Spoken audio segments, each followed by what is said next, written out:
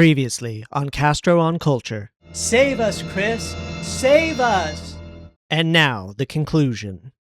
It's been a long road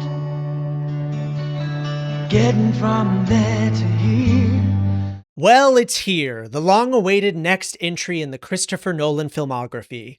After much online controversy and speculation, does it live up to the hype? Did he do it? Did he save us from this summer of slop-busters? Yeah, I'm here to tell you, Christopher Nolan delivered again. Believe in the gods. Keep us straight!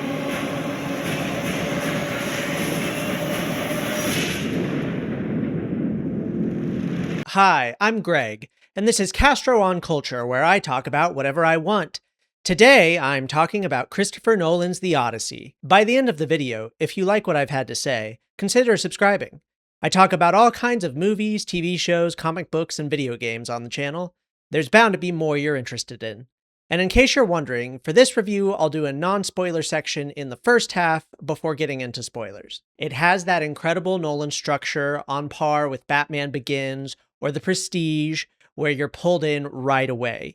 It intercuts between the story of Telemachus, Odysseus, and the Trojan War, so you never get bored. And it really effectively builds intrigue around what exactly happened in the Trojan War, so that you're left really wanting to know what led Odysseus to the state of mind he's in at the beginning of the film. Make no mistake though, this is Nolan's scariest film to date. It really struck me last week rewatching The Prestige, Dunkirk, and the Batman movies. Nolan is actually a very good horror director. Using cinematography, music, and editing, he's really good at putting you into the character's point of view and making you feel like you're drowning or getting your fingers caught in a trap or whatever it is he wants you to feel. Here, he really proves that the Odyssey is a horror story about sailors going from one island to the next with horrible things happening to them. I'll talk more about it in the spoilers section, but every single thing they encounter is incredibly gnarly and disturbing. The performances are almost entirely excellent,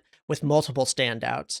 Matt Damon is not the chatty, beard-stroking Odysseus we're used to. Instead, he's more quiet and calculating with occasional bursts of dry humor. He lives up to the hype the other characters give him in the movie. You're always excited to see what he's going to do next. It's my favorite Matt Damon performance ever.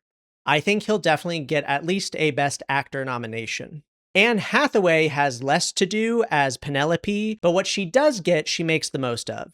The "that world is gone" scene you see in the trailer alone will win her the Academy Award for Best Actress. Tom Holland has never really managed to find a movie that works for him outside of his Spider-Man films, but I love him in those, and here I think he ends up giving his next great performance. It's not super flashy, but he's very present in a way that makes you excited to learn about Odysseus with him. He also goes toe-to-toe with great actors like Robert Pattinson and John Leguizamo, and never feels outmatched.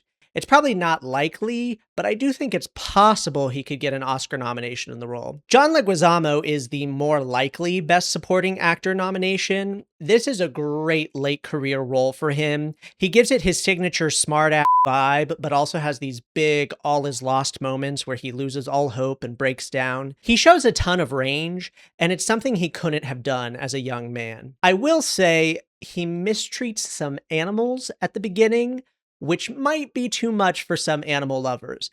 That being said, there is another animal that comes out of that scene that then is part of the emotional core of the movie.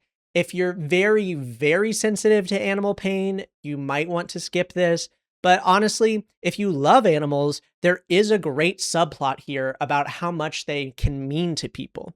So while it's sad, it's also very meaningful. Just to keep going through the performances, Samantha Morton is probably the most likely Best Supporting Actress nominee here. She plays Circe, and while she's not in the movie a ton, what she does get is very juicy. She's angry and cocky and cowardly and heartbroken.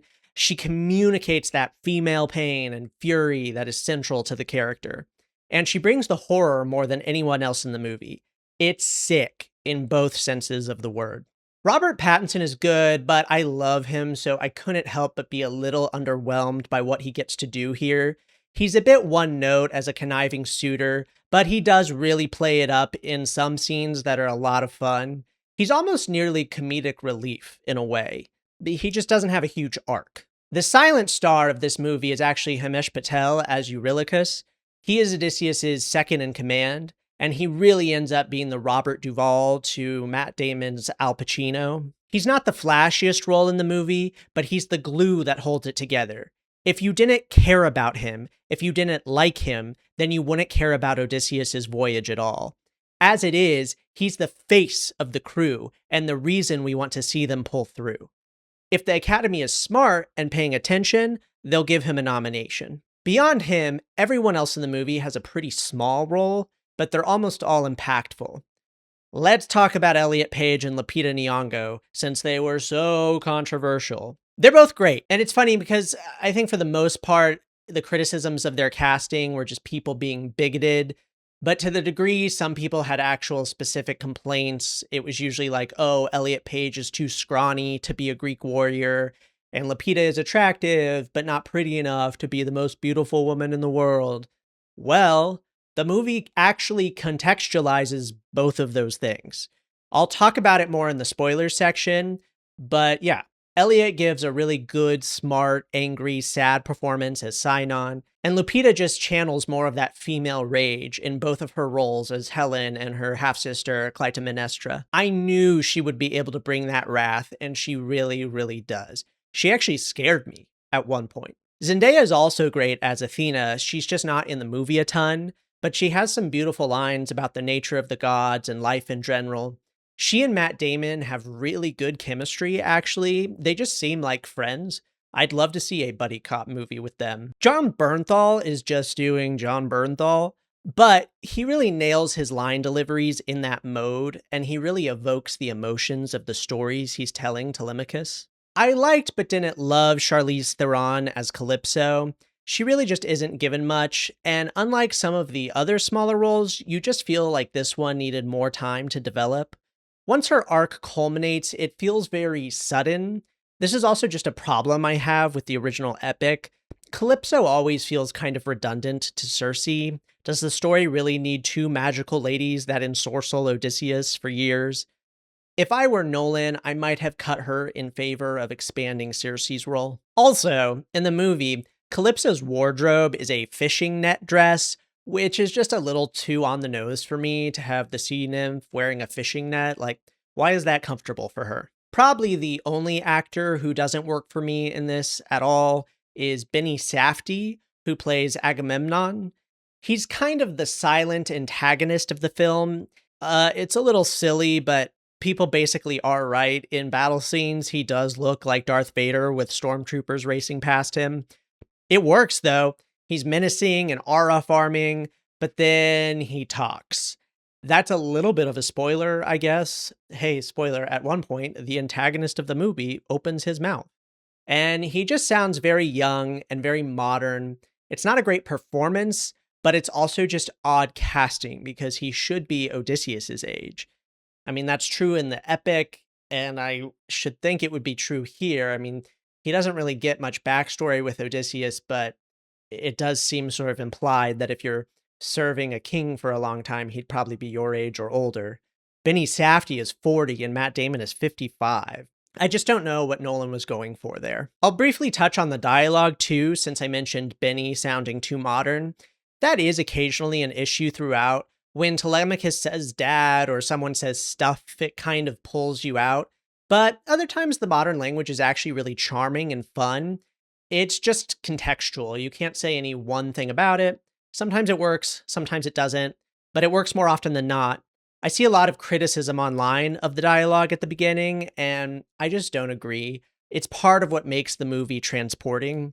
People speak in a kind of otherworldly, unusual way that I enjoyed. The camera work is maybe a little less transporting. It doesn't move a ton, which I feel like it's maybe because of the heavy IMAX camera. There's a behind-the-scenes featurette where Robert Pattinson says the IMAX camera actually moves as fast as an iPhone camera, but when I look at the behind-the-scenes footage and the final film, I'm like, I don't know about that.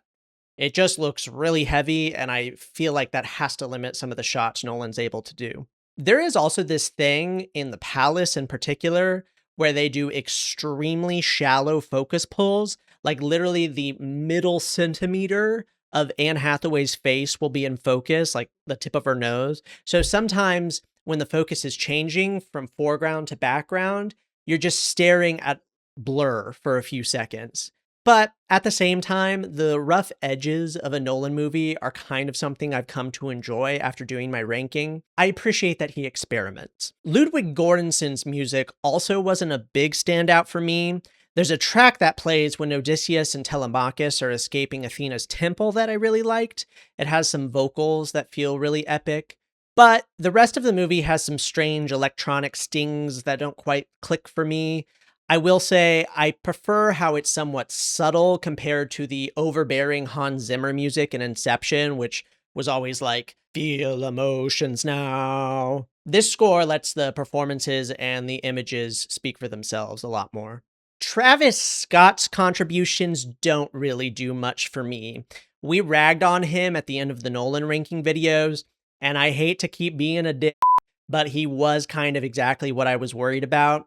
His bard character only shows up twice, but he does open the movie. And he's not bad, but he's just doing a very serviceable, neutral line reading. If the idea is that he is the bard, the charismatic man whose telling of these stories will help them live on for ages, he doesn't really sell that. It needed to be a really strong, charismatic actor in that role. And then his end-credit song fell flat for me also.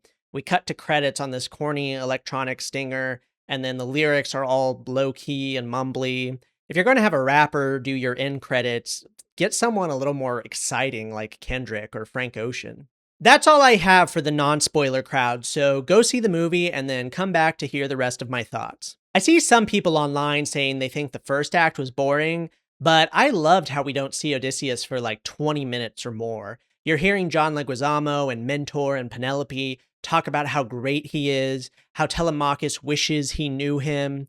Then when you get to him, he lives up to the legend. The actual voyage of the Odyssey is somewhat simplistic in its structure. You have to break it up because the audience has heard the story 100 times already. It shows how Nolan's style is well suited to the material. It also lets you breathe between the up monster sequences. The Cyclops looks so creepy, like something out of a David Lynch movie. I love how his one eye comes from his face being twisted, so his nose is sideways, and you can almost see the socket where his other eye should be. It evokes some interesting backstory about how he was brought to life. His skin is so gray and wrinkly, he just looks otherworldly. And the sound design in his cave is incredible. When he starts screaming after having his eye poked out, and the screams reverberate off the walls, I was completely sold on the movie. My dopamine swelled.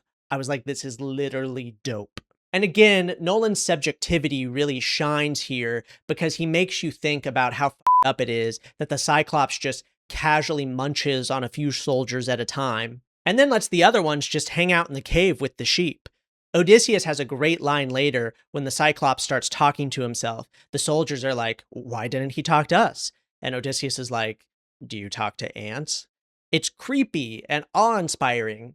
And to me, that's interesting enough as a replacement for Odysseus's I am nobody trick in the original epic. I see a lot of people online disappointed that that wasn't included, but this is Nolan's version. It's more grounded. He's interested in the idea of what these creatures might actually be like if they lived. And yeah, instead of just being like a big human, the Cyclops is something we can't comprehend. The way the Lastrygonians butcher the crew without word or warning is also terrifying. Their giant kid that the crew first comes across is definitely going to be a point of debate in the future. I'd have to get another look at him to see if he really works for me. But it is strange and adds to the otherworldly vibe. Even the Trojan horse is presented in a horrific way. You're crammed inside with the soldiers, listening to Odysseus describe how they had to go hungry and thirsty and themselves. I like the detail that he has to sort of limp a little bit when he first crawls out of it because his foot's asleep. It's maybe a little disappointing that we don't see the Sirens. They're just naked women on distant rocks behind fog. But Matt Damon's performance is really killer when he's tied to the mast. He lets out such a crazy primal scream. It's really chilling. And I also love Nolan's description of the song, that it's the thing you most want and most can't have. And Damon nails that monologue as well. The underworld is more spooky than scary. I will say I was a little disappointed that it's just a big black field. I was hoping for something a little more visually stimulating. James Remar sticking out of the ground with the cloak around him just felt stagey to me. Like you could tell, okay, this is literally the soundstage and his legs are dangling below it. But I did really like Elliot Page's performance here. The blood in his mouth as he talks about Odysseus's betrayal is just so theater kid in a good way, like very spooky and spindly and over the top. It was so fun to me that Nolan had him start the movie. It's almost like he knew the bigots were going to be out with their pitchforks, so he taunted them even more by being like, here he is right up front.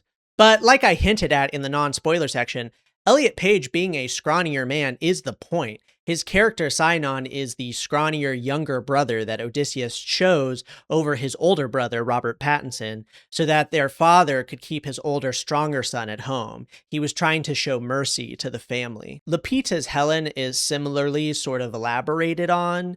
Odysseus has a line with Penelope saying that the war isn't really about her. It's Agamemnon's excuse to go and sack Troy and conquer the trade route for himself. And then later on, John Bernthal is like, this is the face that launched 1,000 ships. And part of that is him mocking her because he's scarred her face as part of her punishment for fleeing. But the way he delivers the line, I think he's also saying, isn't the legend silly? Like, she's attractive, but she's still a human woman. That's a big theme in the movie, is that these legendary people aren't gods, and the stories told about them are propaganda. So Lupita isn't supposed to be the most beautiful woman in the world. She's just supposed to be an attractive woman being used by the men around her. And as Clytemnestra, she's straight up scary. When she stabs Agamemnon and she screams almost as loud as the Cyclops, and her eyes pop, and it brings you straight back to the Jordan Peele movie Us. I think that's why Nolan cast her, because she can be so scary. So to any of the people who got swept up in the controversy, I hope you can take a step back and see how silly it was to judge casting in a movie before you have even seen it. Why stress yourself out or spread negativity about something that you know nothing about and that either way impacts you very little? It's very entitled to basically scream at this guy that he isn't making the movie the way you want before you even get a chance to see why he's making the decision he is. Just to wrap up the discussion of the horror in the movie, Scylla is interesting because she's in the movie for very little time, but it's justified in the movie because Nolan basically uses the underworld to set up that Scylla is more or less a passage guardian that will take her toll and then let the rest of the crew move on. She's not there to sink the ship in some big action sequence. And like the Cyclops, she's otherworldly and incomprehensible. She literally comes out of this sort of wasp's nest / barnacle looking thing, and her form is just this knotted turd undulating vine with really infinite heads. She's frightening because she's so unknowable and so brief that you're just left to be like, what the was that? It's like one of those creatures you see in your feed sometimes from the bottom of the ocean or the depths of the rainforest, and you're just like, nope, didn't need to know that exists. All that being said, I think everyone agrees that Circe's hut is the standout horror sequence. I was smiling as soon as Samantha Morton was on screen. I loved her in The Serpent Queen, and I love Circe in general after reading Madeline Miller's novel. I was a little disappointed that we don't get the larger Odysseus and Circe love story, but that's not what this is. It's a 3-hour movie. It needs to keep moving. So it's just fun as is, with Circe immediately playing possum and freaking out when Eurylochus walks into her home. If you know, you know, and so you're just on the edge of your seat as these guys devour her food, and you're waiting for them to realize she's tricked them. And then, yeah, the gross, stringy cabbage and meat that gets stuck in their throats and dangles out like a tentacle or something is just great. But that's not it. She starts rubbing their faces and snapping their jaws back and sticking her arm down their throats and turning them into pigs.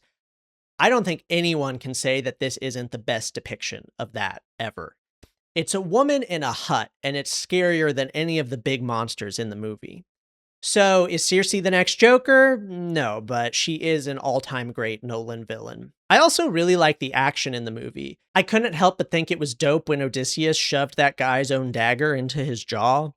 The suitor slaughtering climax is a lot of fun. I think it's probably too corny for some people, but again, you can either choose to get on the ride or cross your arms and pout. The conceit of the enemy guard dropping weapons through the roof for the suitors is straight out of a video game in a good way. It captures that tension of a boss battle where you have to carefully manage your resources and time things just right. It's hilarious when Robert Pattinson keeps calling out each weapon as it drops, and it sells how Odysseus is able to hold off so many suitors. I mean, he doesn't. He and Telemachus both get injured, and really it comes down to half the suitors capitulating and bowing to him. He wins because he impressed them enough, more than defeated each and every one of them. The opening of the gates at Troy is also really original. We've seen that before, so here Nolan smartly pares it down a little to where it's more about Odysseus and his small group of soldiers having to hold the gate against Trojan guards while it slowly opens. That's really suspenseful and exciting. The reveal that the whole Greek army is right there when a torch is dropped on them is visually awesome, as is Agamemnon Darth Vader aura farming when they race in. I saw someone online try and say the movie Troy is somehow better, and it just made me shake my head and think like, why does Nolan even try? We don't deserve him. This movie is better than Troy in every way. That movie is fun, but it's very old school, very stagey, very cliche. Like old school as in it could have been made in the 60s. There's no tension to Odysseus opening the gates in that film. I care more about Zendaya's nameless Trojan princess dying in this than I do any of the named Trojan characters in the movie Troy. I would love to see Nolan's Iliad. Nolan, on the 1 in a billion chance this video makes it into your algorithm, please do it. Give us your version of Achilles and Hector.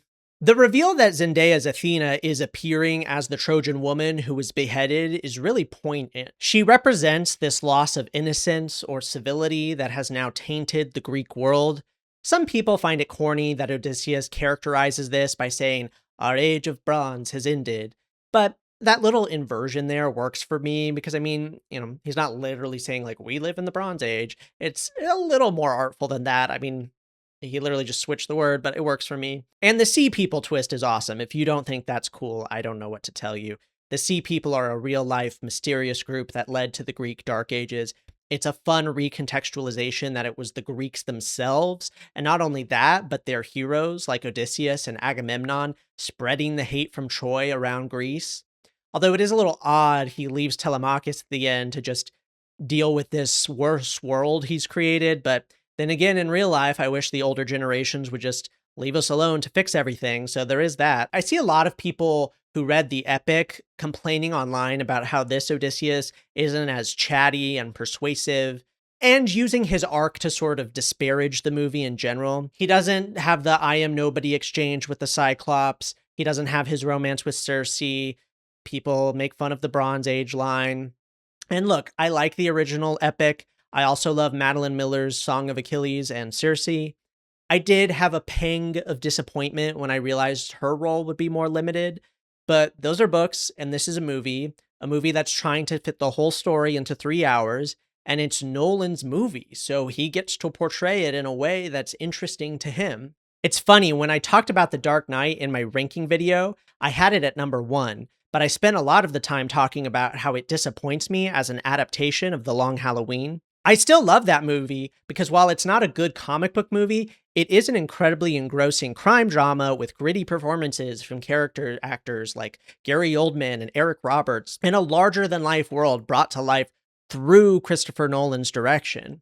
I noticed a lot of people in the comments on my ranking videos said they didn't like Dunkirk because it's not very accurate to the real battle. And yeah, it doesn't have waves of enemies attacking or every single boat and plane that would actually be there, but it does have beautiful sweeping cinematography, horrific gripping action sequences, and hot men with great hair. So your enjoyment of these Nolan movies is going to depend on how much you're willing to let go of what you like about the source material and embrace what's cool and interesting about what Nolan is doing. As a critic, I try to meet every movie where it's at and assess how well it's doing at what it's trying to do, rather than be mad that it's not what I thought it was going to be. In the Odyssey, Nolan creates an ancient Greece that is not our ancient Greece. Like I keep saying, it's absolutely otherworldly. It almost feels like the gods and monsters are part of an alien race that has all but disappeared from the world. Through a certain lens, it can be viewed as a sci-fi ancient aliens movie. That really clicked for me when you saw how alien Scylla looks. And even though I didn't love the score, it definitely adds to that feeling. I find that cool, and I can let the movie be that, while still appreciating Homer's version for what it is. The costumes and palaces are strange and beautiful and badass, and just more exciting than they probably were in real life. Would it really be a better movie if everything looked more boringer? I saw some people saying that they thought the palaces were ugly and brutalist, and it's like, nah, that's so uncharitable. Menelaus's palace looks sick. It's like ancient Greece on steroids. My favorite movies transport me to strange realities that are not like my own. This obsession with realism that I see in film criticism online has always been silly to me. I find the Odyssey completely transporting. I saw it with my family, and my elderly father, who literally always gets up halfway through a movie to stretch and pee, was seated the whole time. That's a pretty glowing recommendation. It's exactly what I hoped it would be. Nolan's characters often are pretty shallow, but I felt like part of what helped his Batman movies to work was he had the pre-existing source material, so the characters arrived already primed. And it's the same thing here. He makes them his own.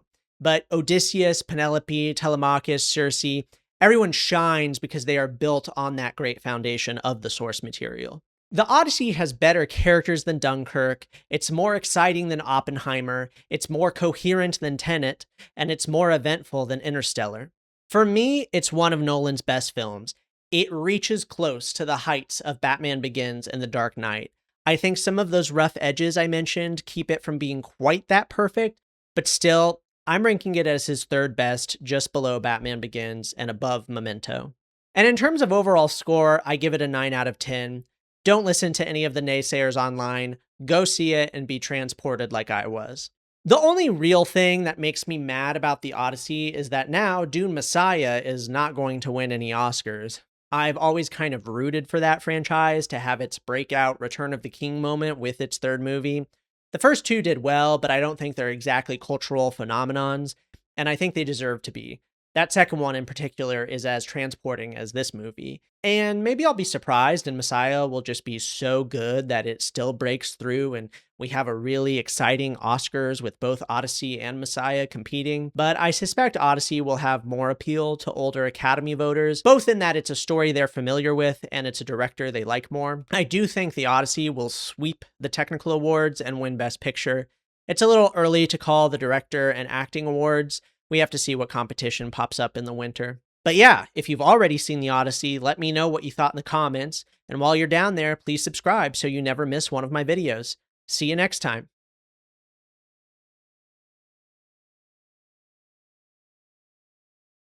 Hi, Greg. Let's talk the Odyssey. It's summer 2020, and I'm wearing a mask to watch the latest Christopher Nolan movie in theaters. It's summer 2026, and I'm wearing a mask to watch the latest Christopher Nolan movie in theaters. To give you an idea of where we are at in mid-July of this year, on the day the Odyssey started showing, Thursday, July 16th, the Great Lakes region, which is where I live, had the worst air quality in the world, apparently. So I actually did wear a mask just like it was COVID for my car to the theater. And then in a very cool / slightly apocalyptic image, the haze from the Canadian wildfires had been pulled in from the theater's air conditioning system, and it actually highlighted the projector beams for the 70mm projection. It looked very cinematic, ironically, for the Odyssey, but yeah, what a time we're living in. So let's talk the film. The fun of the journey works incredibly well. The Cave of the Cyclops is a fantastic sequence. The Lestrygonians is a fun example of something that doesn't really have a lot of thematic purpose. It's just his crew runs into giants in a magical forest, and the giants F them up and kill a lot of them. When they meet Circe, the enchantress, phenomenal horror filmmaking. Star-studded cast, obviously. Who most surprised me was Himesh Patel. He plays Odysseus's number 2 on the crew. Patel is so empathetic and a good guy overall that he really acted as the rock for the audience. I am genuinely surprised by how much I liked his performance. Matt Damon, Odysseus, he's got to shoulder this film in very much the same way that Cillian Murphy had to shoulder Oppenheimer. He does admirably, and certainly award season will be kind to him, at least with nominations. A part of me, I love Christian Bale whenever he links up with Nolan. A part of me thinks that Christian Bale as Odysseus probably is like an automatic Best Actor winner, but that's probably just personal preference. Anne Hathaway, definitely the best chance at acting nominations for this film. I mean, she has some fantastic scenes. She's excellent. I wish Robert Pattinson had been given more to do. I felt like he literally had one scene of like acting to highlight his acting. It was a scene with Anne Hathaway, and then most of his scheming are relatively kind of quick cutaways. Both Charlize Theron and Samantha Morton, excellent in their roles, as is Zendaya. Zendaya has maybe 5 minutes of screen time, but she is part of the ultimate emotional revelation, recontextualization in the film, and it's incredibly powerful. I really like the score of the Odyssey. Odysseus' theme is haunting. You have the propulsive drums for the action scenes. I like the electronic beats that show up from time to time. I know you're not the biggest fan of that. The credit song is Travis Scott, James Blake, and Ludwig Göransson. And that electronic beat motif of that song shows up in the film. It's something Chris Nolan did with Tenet as well. The Travis Scott credit song for Tenet, the beat of that song also showed up in the film. I think it's gonna probably win Best Score. A take that I've seen more than once online has been that this is Nolan's best third act, and I actually disagree, and it's actually where my biggest qualm with the movie is. I love the first act, I love the second act, the fun and games with the voyage, the monsters. The third act, Odysseus's homecoming to Ithaca, I started to feel the length of the film in this sequence, and I've been pondering as to why, and I feel like it's the emotional catharsis isn't hitting as hard as I would have liked. I think that has to do with the feeling of the passage of time. The Trojan War lasted 10 years, and then Odysseus and his men were at sea for I don't know how long, years again, I'm guessing. Odysseus washes up on Calypso's beach and is under the spell of the lotus he's consuming for 7 years. So he's gone for 20 plus years. I feel like I don't feel that heft in the third act of the Odyssey, perhaps because of the two different timelines. I feel that because Penelope and Telemachus's story, I believe, is in an abbreviated timeline. Like, we aren't living with them as long as we are with Odysseus. I don't feel that heft of they haven't seen Odysseus in 20 years. It's like Tom Holland has always looked as old as he does in the third act. Largely the same for Penelope, whereas Odysseus is Matt Damon, long gray beard, hoarser voice. You feel that. So when Odysseus reunites with Telemachus, I don't feel that as much as I'd like. I feel it more when he reunites with Penelope. That's I mean, Anne Hathaway is just phenomenal in this. And also in Nolan third acts, there's so much to stuff in that they almost become operatic montages. Case in point, Odysseus returning to Argus, his faithful dog who will only recognize Odysseus. They've set that up beautifully at the very beginning of the film, and Odysseus reuniting with Argus is like 3 shots, or roughly that, right? It's Odysseus recognizing Argus, leaning down to pet him, and Argus's tail stops wagging. It's like 8 seconds, right? And then we have to go on to the next thing. I mean, that's the propulsion of the narrative, of the homecoming, of the eventual slaying of the suitors.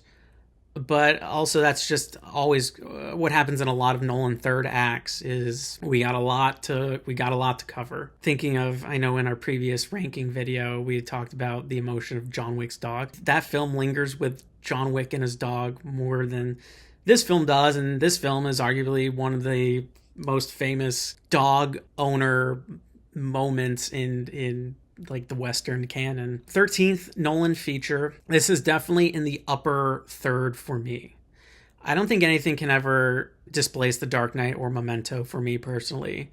But this right now is ranking above the likes of Oppenheimer and Dunkirk. So I'm throwing it in right now at 5th, also below Inception and The Prestige. And I'm going to say I'll give it 9 out of 10, 4.5 out of 5. You know, just see it however you can while it's in theaters. And yeah, I'm sure I'm forgetting something, but there you have it. And